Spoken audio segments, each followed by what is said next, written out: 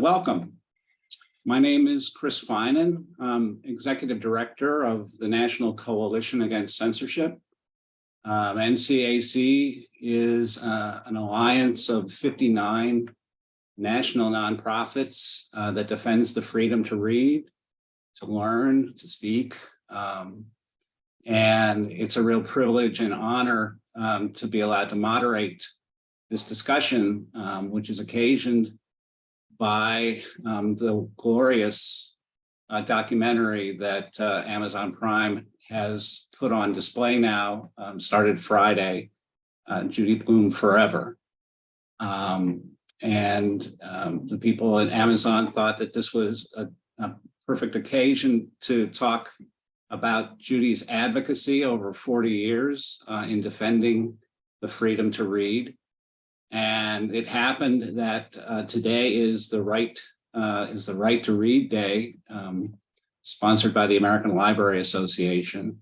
So we have a lot of synergy here, and we have a really great panel, which I will introduce as we go along.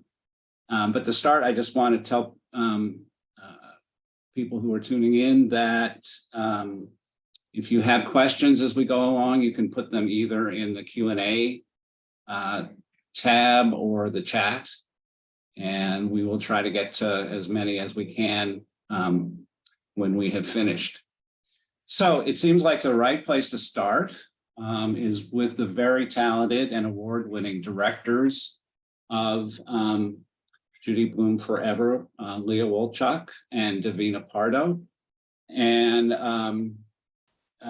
they have both won for their documentaries, an Emmy in one case, and Davina had a documentary short that's been featured on PBS and featured in the Times. And so these were really the right people to take on Judy and her story, and the story of advocacy. So part of that story is advocacy. So I'm going to start by asking, I guess, Leah first, and then Davina can join in.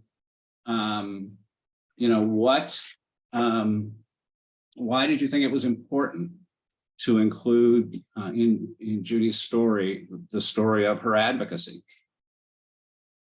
Well, first of all, we are so honored to be here as the filmmakers, but mostly as listeners. We've been asked so many questions over the last couple months as we've been screening the film at festivals and in communities.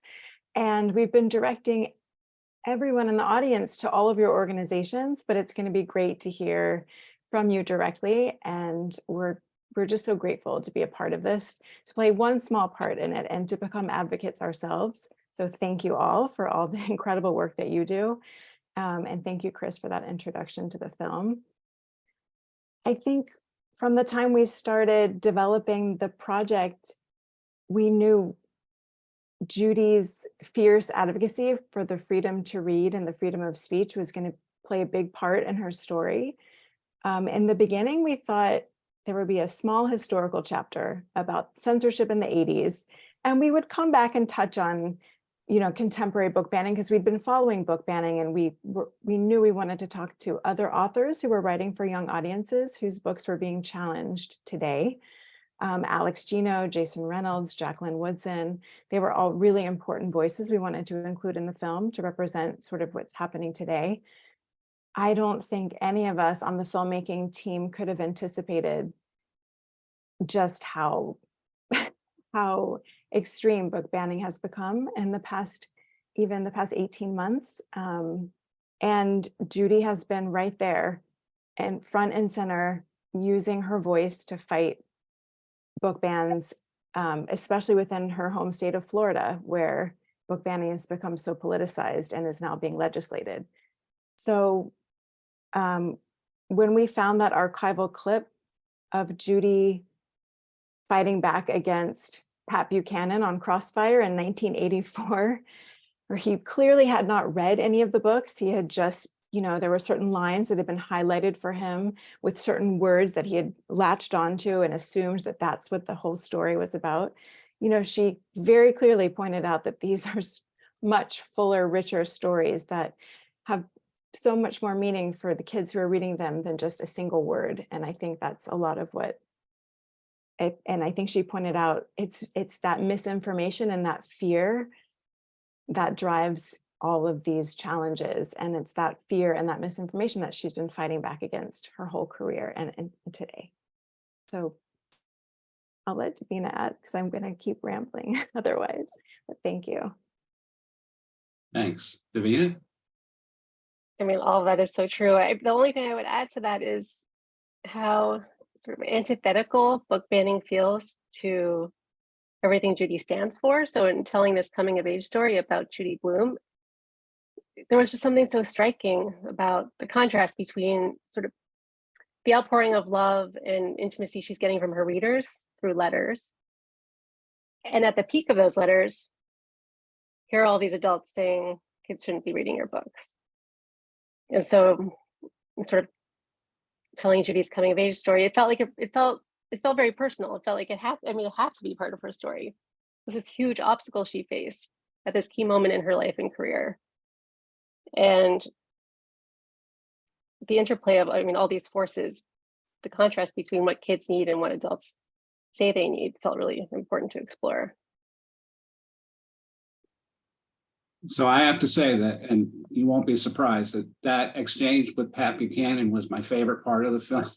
I love the kids, but because watching Judy get mad over the course of like 3 shots, one shot, believes she's being treated nice. The middle shot, she realizes that something's up. And the third shot, she's just in his face. I'm sure many people watching this don't know who Pat Buchanan is, but he was a big blockhead from the 80s and had his own TV show. So he was quite prominent. Okay, so thanks. And let's move on to Lessa. Now, Lessa, here's the moment of truth. Lessa is going to allow me to pronounce her beautiful name, notwithstanding the danger that I'm going to screw it up. So Lessa is her first name. Kanani'opua, Pelayo-Lozada. Perfect, Chris. You did it. Okay, great. And thank you for your confidence. So today is a special day for ALA, and do you want to talk a little about the purpose of the day and what librarians have at stake in this fight? Sure. So happy National Library Week, everyone. One of my favorite weeks of the year. Today is the Right to Read Day, and we are asking everyone to take action. And it's a perfect fitting for our theme for National Library Week this year. There's more to the story, which is a perfect also fit for our conversation today, as well as an intro into our most challenged books list, which was dropped today as well. So as folks may know, the top 10 list, which came out today and comes out in such a historic year that we couldn't contain it to 10 titles, we had to expand it to 13 due to ties, is a reflection of the highest number of book challenges in libraries reported to the American Library Association in the 20 years that we have been tracking challenges. And there are a lot of new trends within this realm. In 2022, we experienced 1,269 challenge attempts on 2,571 titles, which is a 38% increase from the 1,858 unique titles that were targeted for censorship in 2021, which was also the highest number of challenges recorded by the Office for Intellectual Freedom over the 20-year course of history. And I think it's also really important to note that these are self-reported challenges. And so we know that this number is much lower than what the reality that we are living in. And some of the things that we saw this year were 90% were part of attempts to censor multiple titles. And in fact, 40% were in cases involving 100 or more books, 100 books on these lists. Whereas previously they were typically one-to-one challenges from concerned parents or community members. But what we're seeing with these lists are organized efforts from highly funded groups across the country to censor groups and restrict our freedom to read. So when we're looking at what's at stake for librarians and libraries and library workers is a continued erosion of trust in public institutions and public education. When we're talking about school librarians, especially, who 58% of challenges were in school libraries. We are also, what is at risk is an inability to frankly do our jobs. We're here to promote lifelong learning, provide access to information for all. And these are things that we've been trained in library school, things that we've been trained in since we came into libraries, regardless of what position in the library you work in. And for those who are working through challenges in their libraries, their reputations in the community are at stake. Their mental health, their jobs, and frankly, their freedom are on the line. For those who work in states and communities, we're giving access to information or books such as on topics such as reproductive rights can come with serious repercussions and potentially jail time. That is the state of the world that we're living in. So it's tough for libraries and library workers, but what's really at stake, I think, is the societal toll that the lack of access to libraries, certified school librarians, and library workers will have. Because when we strip libraries of their responsibilities to the community, it is our responsibility to offer access to information, to offer these books. When we're restricting that, we're losing community centers that are resources for veterans and small business owners, those experiencing homelessness, those who want to learn new skills. We also lose a society that loves reading, a foundational skill that's critical to future learning and to exercising our democratic freedoms. And we lose the opportunity to grow an empathetic society. I mean, I think we know that so much of reading, as we all know from the documentary, as well as our own experiences as being readers, these stories open us up to ideas and opportunities we never thought possible, and doesn't actually change as many minds as we might hope reading might do sometimes, right? So we cannot let this vocal minority promoting book bans claim and take away these values from us. And finally, I think that what we lose and what is at stake is when we allow book bans to happen, when we don't stand up against challenges, we're on a slippery slope to government censorship and the erosion of our country's commitment to freedom of expression. We know that parents do have the right to guide their children's reading, but parents should not be making those decisions for other people's children. And specifically, a small group of individuals who are very, very vocal should not dictate what books other people's children are allowed to read. So that's why I have to drop Unite Against Book Bans. I think Pat's going to get more into what we can do, but I invite you, along with our over 60 institutional partners and thousands of individuals, to uniteagainstbookbans.org, where we have everything an individual needs to fight book challenges at home, on the state and the national levels, because we can only do this together. We cannot do it alone as library workers. Well, thanks, Lessa. And I want to say how proud I am to be part of the UABB campaign and to be working with the coordinating committee. And I do think we're just getting started, and that we are going to make a difference. And we can talk about that a little later when we're talking about organizing. So Pat Scales, you're next. Pat Scales is a bit of a celebrity. Everybody who don't know her, she was just talking about appearing on the Today Show with Judy Blume, and of the kind of rough treatment that they got from the interviewer. But Pat is also former chair of the ALA Intellectual Freedom Committee. She's an author. She's written about how to handle book challenges, and she's a model of that herself, and is famous for having handled almost all challenges successfully without books actually being dropped. So Pat, what is your advice to educators and to parents about the best way that they can defend the freedom to read? Well, first of all, let me back up and just say I got into this business of free speech through a very proactive way, and that is forming a parent program where we read and talked about the books that their kids were reading.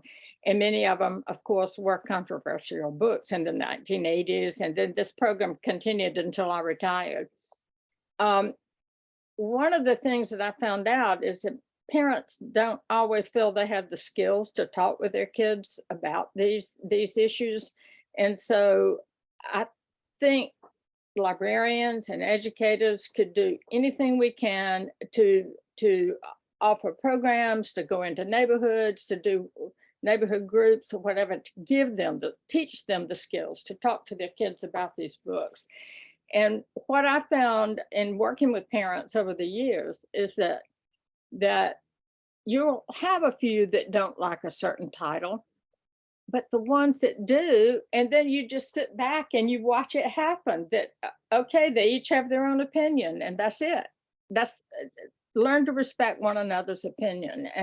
And so I think that, but we have to sometimes form these programs to allow it to happen. I would suggest the biggest thing I would like to say to parents and just citizens in any town or community, don't sit back. Do not sit back and let these groups like Moms for Liberty take over. Check to see if you've got a Moms for Liberty, or there are other groups too, but chapter in your own community, because I just saw a map, I think yesterday on some news program, of where it's amazing how many chapters are across this nation.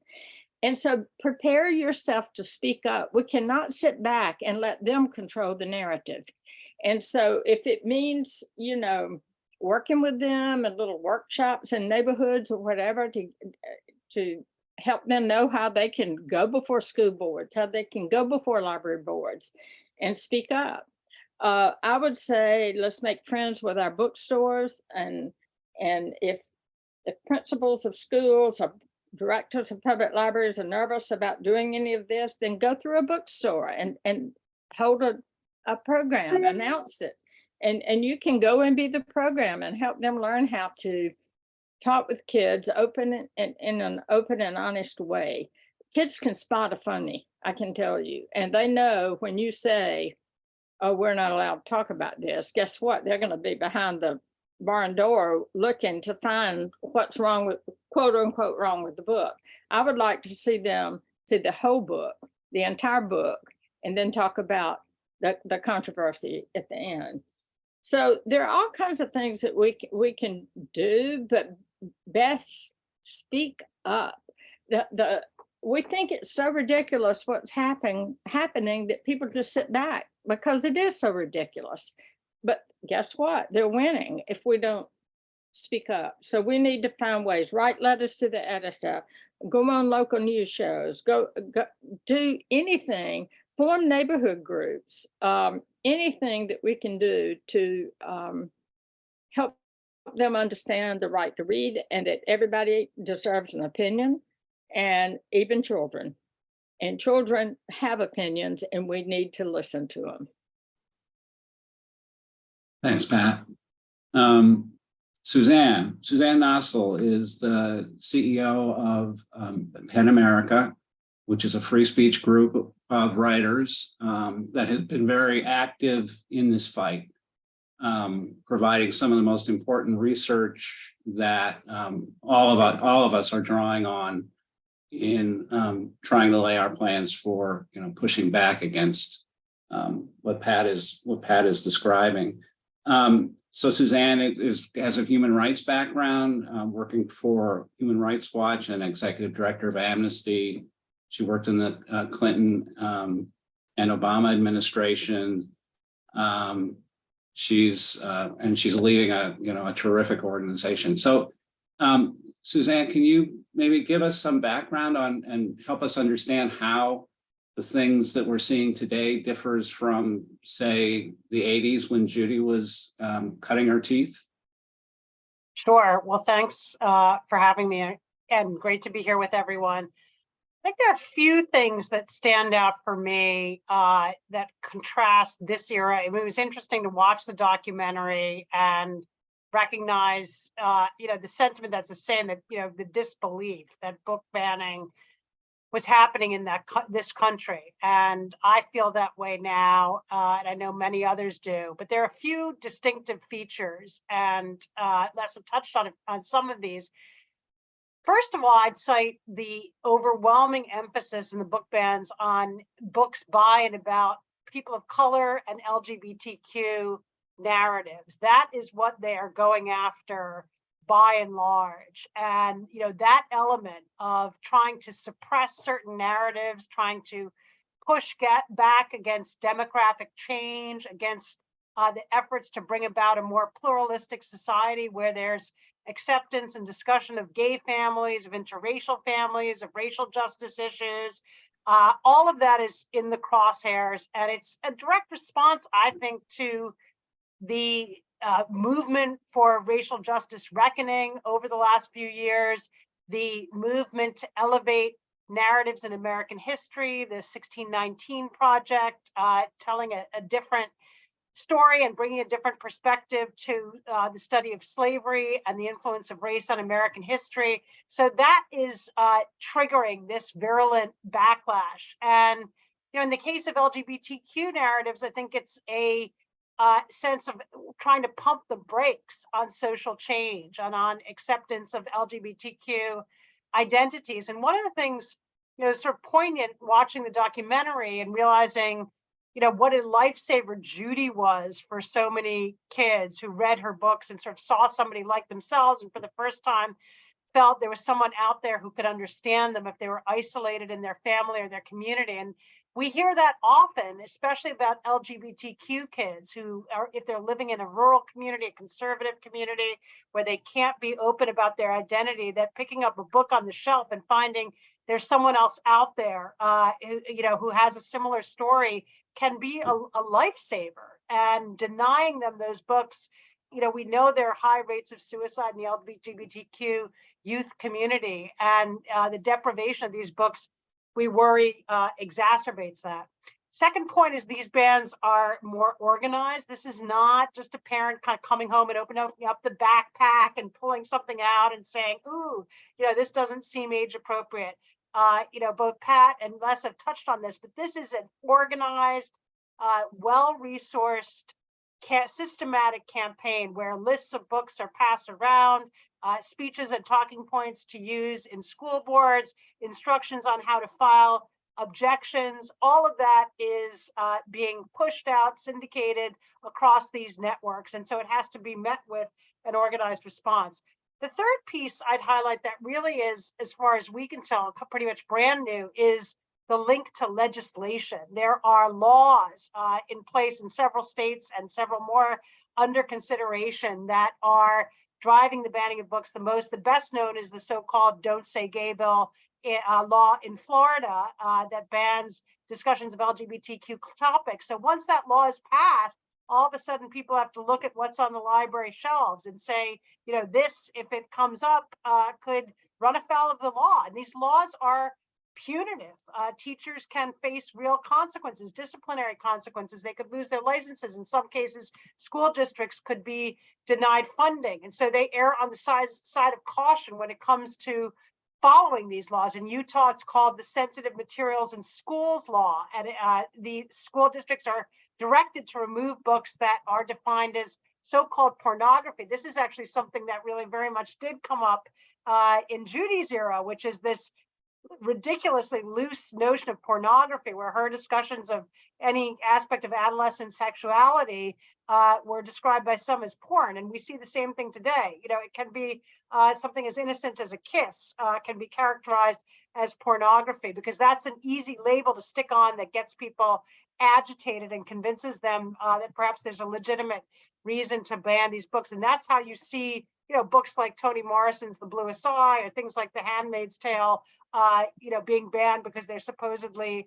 explicit. And so then, you know, the last thing I would highlight, and it's a function of what I've already mentioned, is it's not just about the banning of individual titles. This is casting a wide chilling effect, because there are whole categories of books that have been called into question. So even if the book hasn't been singled out and banned, if you think somebody could characterize it as explicit, if it touches on LGBTQ topics or issues of race, you know that it might be the next thing that gets you into hot water. And so the incentive for educators and librarians is to deny and hold back. I think professionally, that's not what they want to do. It puts them under tremendous pressure and in a very difficult position. But in some school districts, we've heard directly the advice is to err on the side of caution.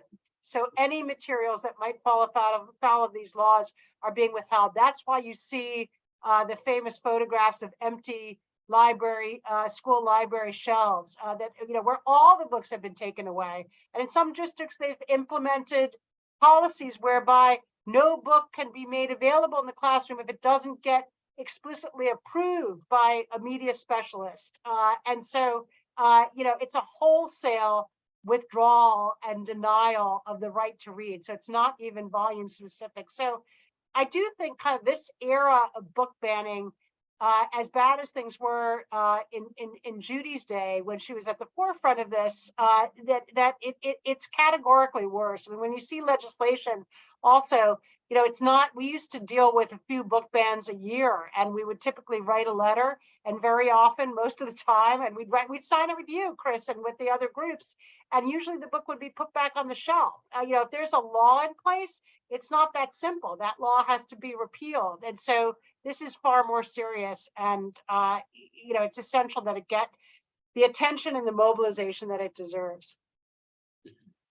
Yeah, one of the good things to come out of the 80s, that after the pressure began to recede, was the adoption in almost all school districts of policies for reconsidering books that were policies for dealing with challenges, organized policies. And before that, you really could just walk over to your friendly principal and ask him to do something about it. But following the example of libraries, the schools, adopted reconsideration policies. And these, were very effective in weeding out bad challenges. And overwhelmingly, the committees that were appointed under these policies rejected the vast majority of the challenges. The problem at this time, and maybe we all felt a little too comfortable with that protection. I mean, at NCAC, we have long monitored what school districts are doing and challenged them when they are not following their policy. But the level of terror that is felt throughout the school systems is what has led to these wholesale, withdrawal of books. And they're not being reviewed, they're just being pulled. So we see the complete collapse of the system that was protecting, the freedom to read throughout the 90s and into this century. So it is a very dispiriting time, and it's easy to be discouraged and to think, what can I do in the face of such such pressure.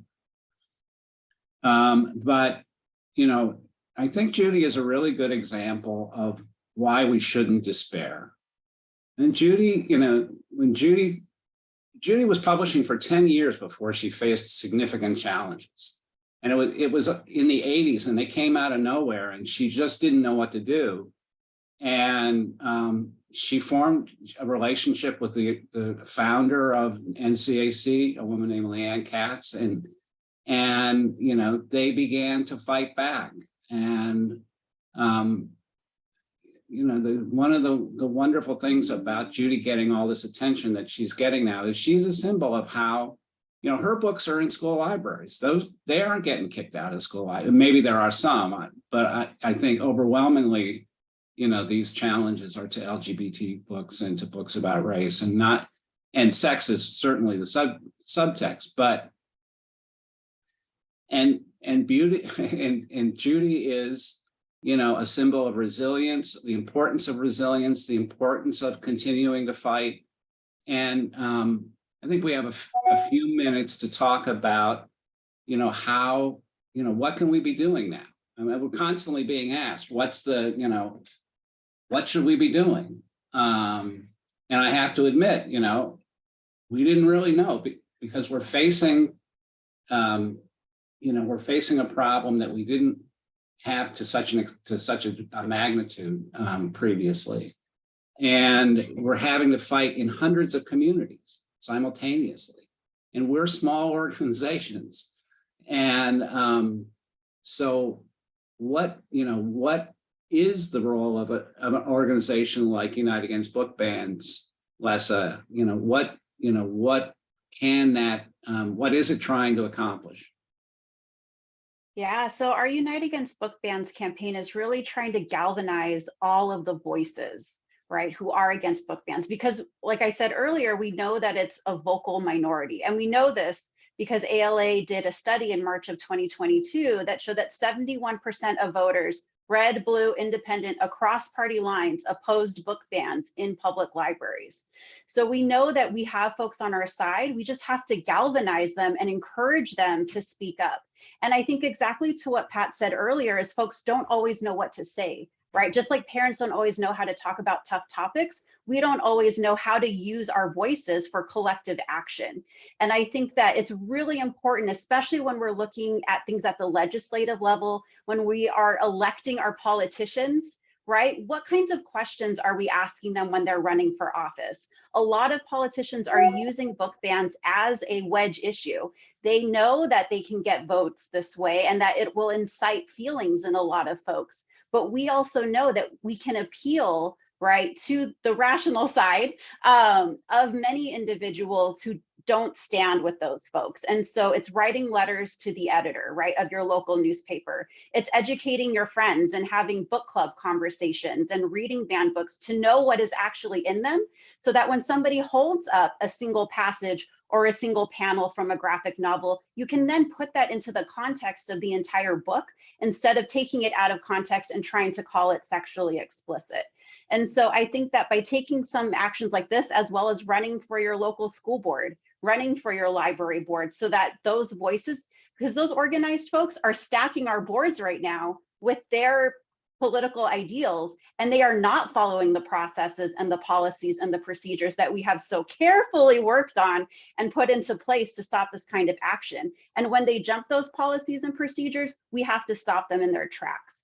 So at ALA, we have, the Unite Against Book Bans campaign with all of our folks, but we are also preparing our library workers by having them go over their collection development policies. If they have challenges, we're providing one-on-one support and information on how to fight back politically, if there are financial issues, if there are legal issues, so that our individuals are prepared to stand up to fight, and also that they have financial backing, right? So we have things like the Merit Fund, which provides financial assistance to those who may have experienced job loss or something else, so that folks can feel a little bit safe when they experience it, to be able to speak out and not just have to kind of cower and take it, and be able to stand up for themselves and our professional values.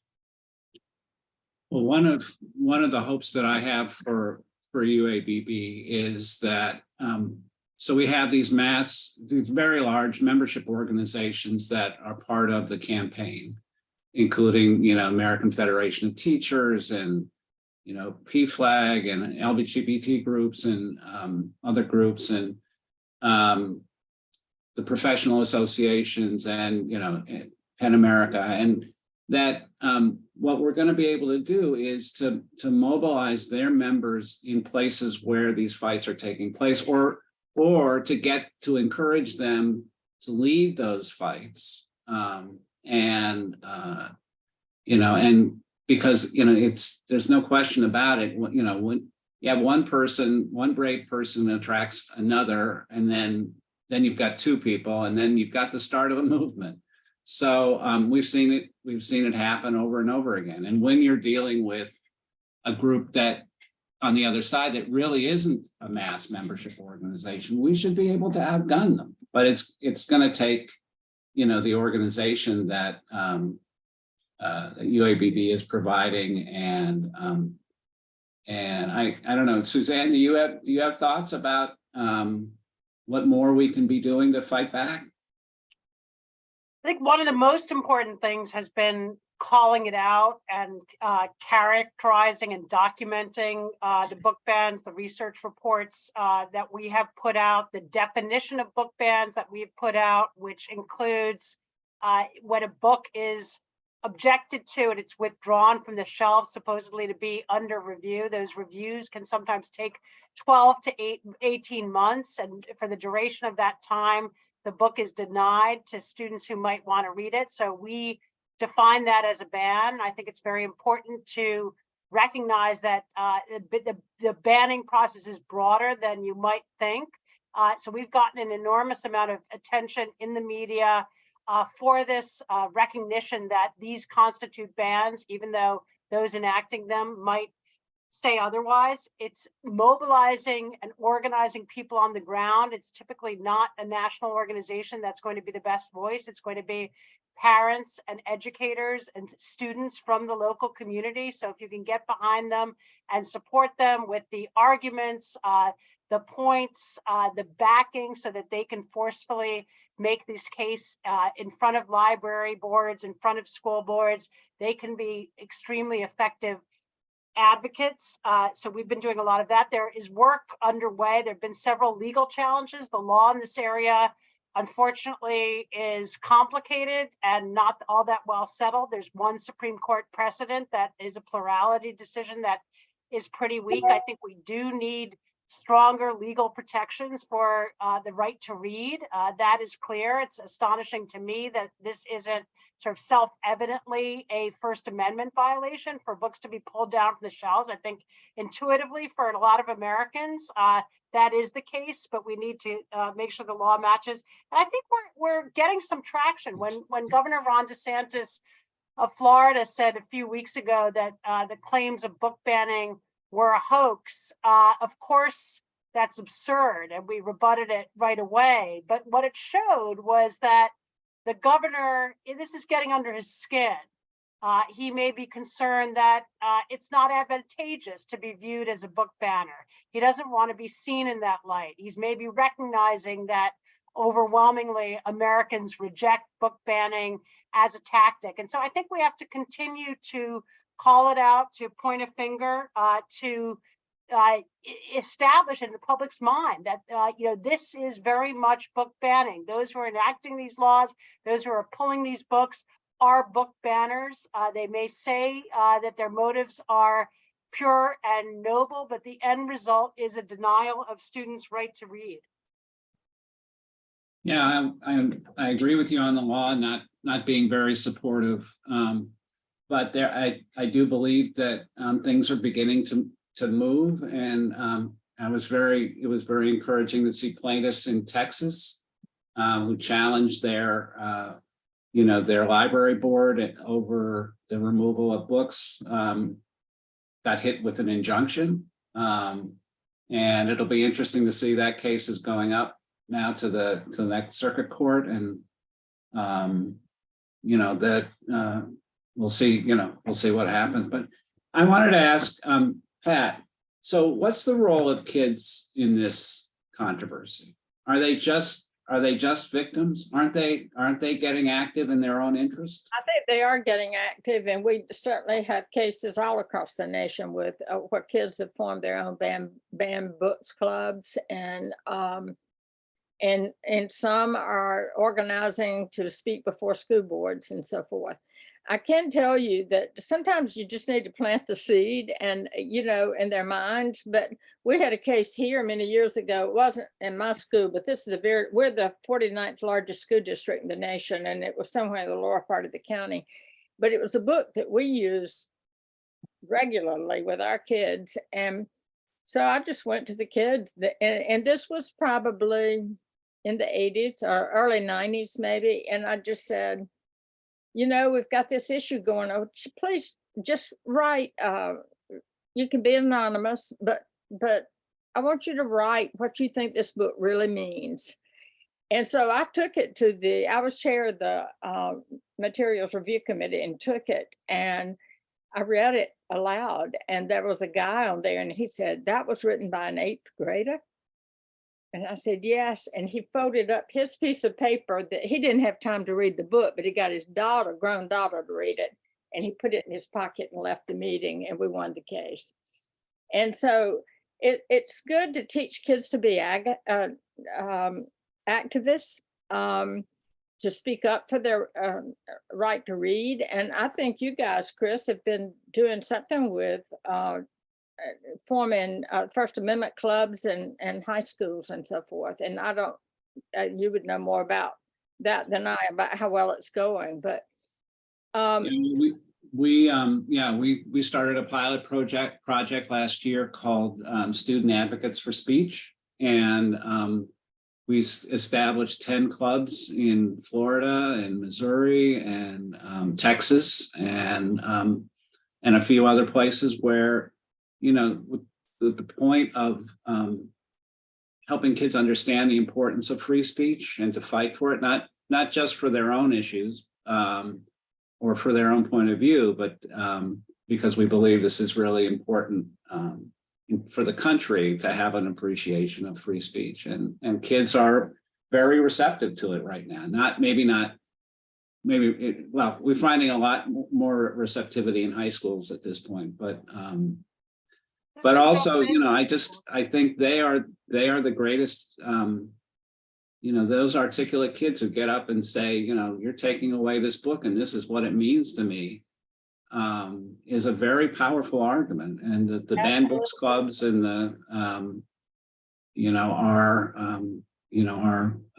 I think a place to start organizing. So I think, you know, there are a lot of green shoots, as they say. There's a lot of stuff beginning, you know, just beginning to sprout. And it's not surprising that we were all a little overwhelmed in the first 18 months, but I do believe that we are, we are going to be increasingly successful in pushing back, notwithstanding some of the legal limitations.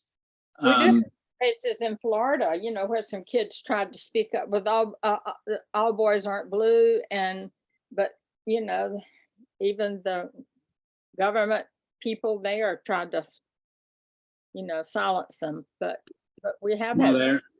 I mean, they are the object of a lot of censorship, you know, not just books, but, you know, student newspapers, and the Supreme Court has not been friendly to free speech for minors. And, you know, it's an important argument that needs to be made that these kids are not children, you know, they're young people, and they have opinions, and they have interests that they want to project. So I just think we have every reason to be hopeful, just based on what happened in the 80s. It came and it went, and now it's back, and it's stronger than ever. But there are a lot of groups like Suzanne and mine, and a lot of sympathizers, and the 70 groups in the UABB that are, you know, willing to put themselves on the line. And I think, you know, we're going to begin to make a difference. We're just about to the point where we should be asking questions from the audience. So let me read the first one to you guys and chime in, whoever has an answer. How do each of you speak proactively and publicly and positively about the importance of representation and diversity in children's literature? I can just jump in and say, you know, I think some of the most effective advocates for that are really the authors themselves. At PEN America, we're an organization of writers, and we have put writers at the forefront of this fight.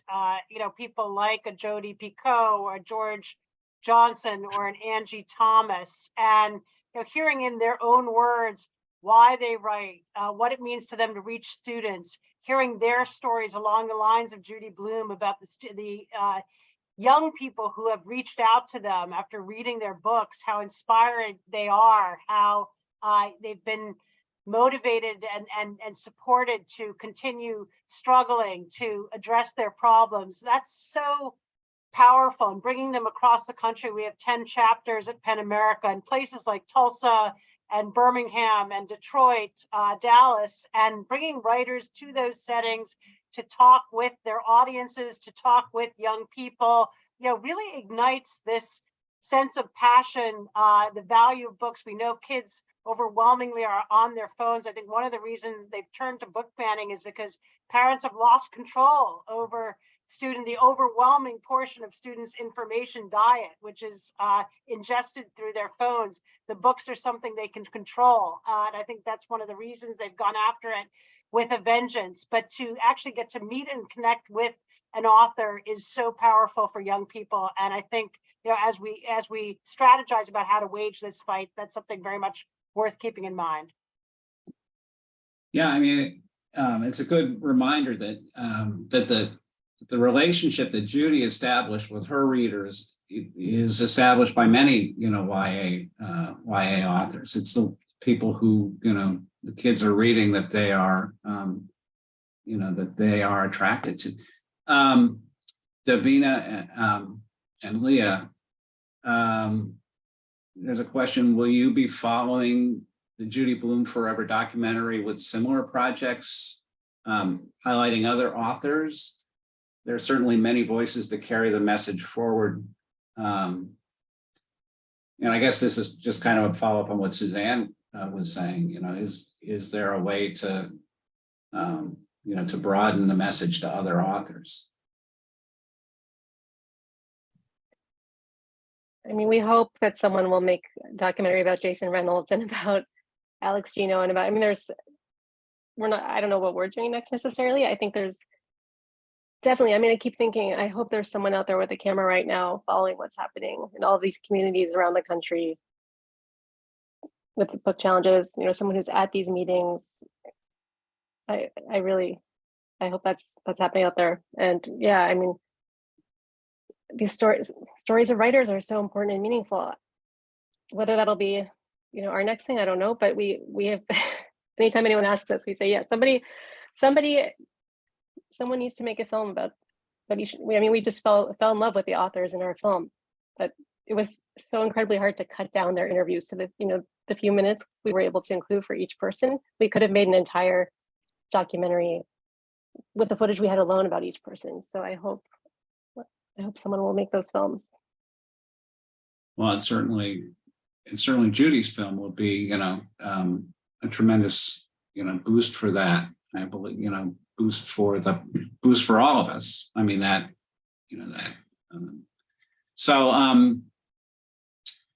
So let's see. Even with school district policies in place, state and federal levels have deep pockets supporting these bans. So what do you suggest? 1 million readers march on the Hill? That's a good idea. We're having a rally at ALA annual conference in Chicago for the right to read at Chicago, I believe Chicago Public Library. So we can coordinate those things and fight back too in those ways. Well, there have been some smaller demonstrations. Actually, I think a group in New Jersey that identified itself with UABB pulled 1,000 people into a public library meeting. And helped convince the library board there not to ban the books that were under attack. So it's not like, and they were out front with banners and signs, getting people to honk as they went by, and so there's certainly a place for street advocacy. Let's see. And I'll just add while you pick the next question. At the United Against Book Bans website, there's also talking points, right? For those rallies, when you talk to folks. Somebody asked earlier about representation for children. There's the Empowered by Reading white paper at the United Against Book Bans website also, which gives some of those talking points on how to argue for children's right to read and how it empowers our communities.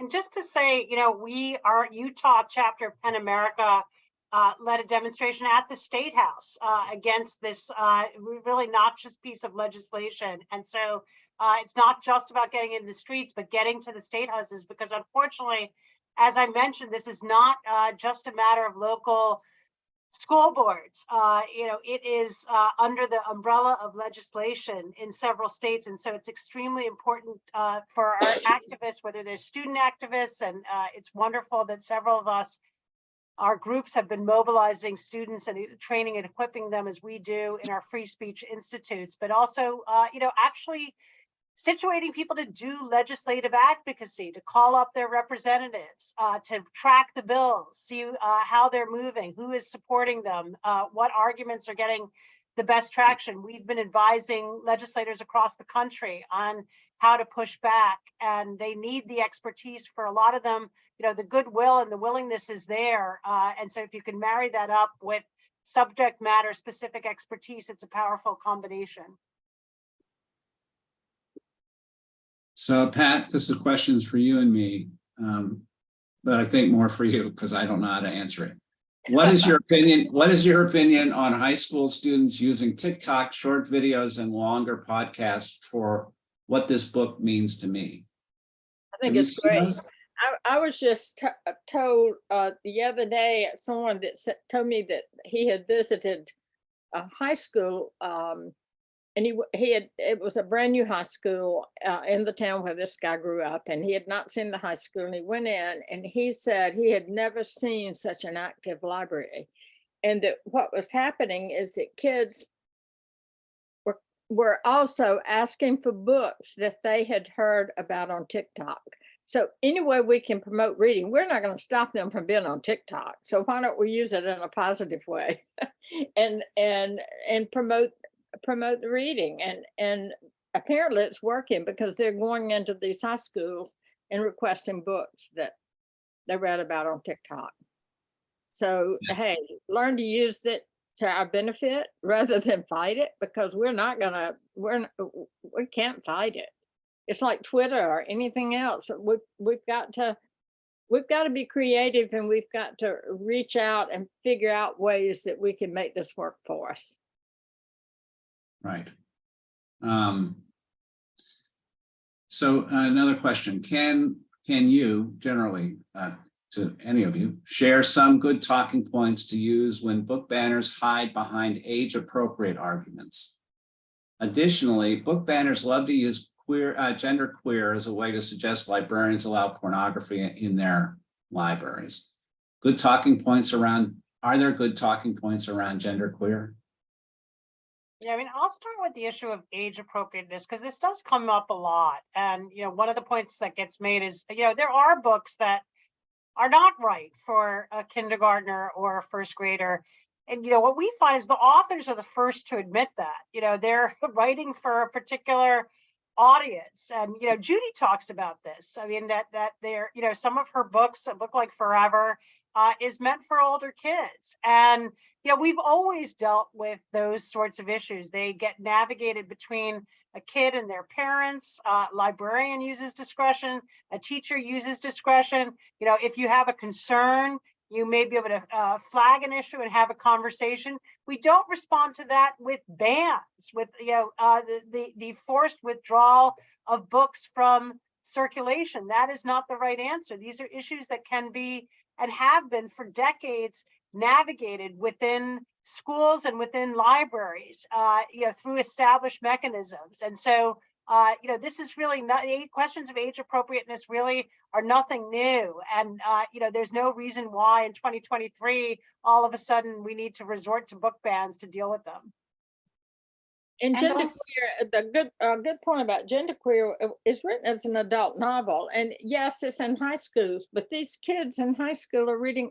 I mean, that's when you read adult books, and so I may make a case for anything in a high school library. You've got many adult books in a high school library, but it's written as an adult book. So in Louisiana, there's legislation being considered for creating library card access of varying types. Ostensibly, a parent could say their kids cannot check out sexually explicit material. I'd love to hear your thoughts on fighting that legislation, which the politicians will claim follows ALA's guidelines for giving parents choice. the kids would lose out. So anybody familiar with that bill? That's a No, new but one. I'd be checking the privacy laws before, I mean, because some states have such strict privacy laws, parents can't even see their library records. So I don't know what they are in Louisiana, but. And I think also the sexually explicit, right, part, which is a term used to go against a number of books, almost every single one on the top 10 list this year. And it just falls into that age appropriate thing, right? What is actually sexually explicit? I saw a question there about pornography also, right? Pornography has a very specific definition, which the majority of these books do not fall into, which is why then the fallback becomes sexually explicit. But you have to really define what that looks like. And also, to Pat's point, children also have a right to privacy in their libraries as well. And that's a really important thing that we have to remember. And what's sexually, I mean, when they say it's sexually explicit, that could be, you know, a subjective response. I mean, I was working this weekend, finishing up a project I'm working on for Simon & Schuster on all of Judy Blume's books. And I was looking back at Margaret, and I looked back at the data collected by ALA over the years, you know, the censorship of those books. And one of the claims was Margaret is sexually explicit. And I just reread that book. There's nothing sexually explicit in that book. And I maybe the person that called it sexually explicit took offense with Margaret and her friends looking at an anatomy book at the diagram of a boy's body. You know, I don't know, but what does sexually explicit mean? Well, it's deliberately vague. That's not an accident. You know, this is the work of censors. I mean, what they do, and this is the case with every piece of related legislation that we've looked at, is that the wording is very vague. The definitions are not there. They certainly don't comport with the legal definitions of things like pornography and obscenity. And that is deliberate because they are trying to cast a wide chill. They're trying to sow fear. They're trying to convince teachers and librarians and parents that anything that is even remotely suggestive, you ought to keep off limits out of an abundance of caution. You know, it's the same thing in the interview with Judy about Deanie. You know, they're calling Deanie explicit because, you know, there's one scene that deals with masturbation. So this is actually something that is not new and is an age-old tactic of the censors, which is to use these very vague definitions, you know, with the objective of chilling and intimidating people and shutting down and silencing a much wider range of speech than even what you actually directly go after.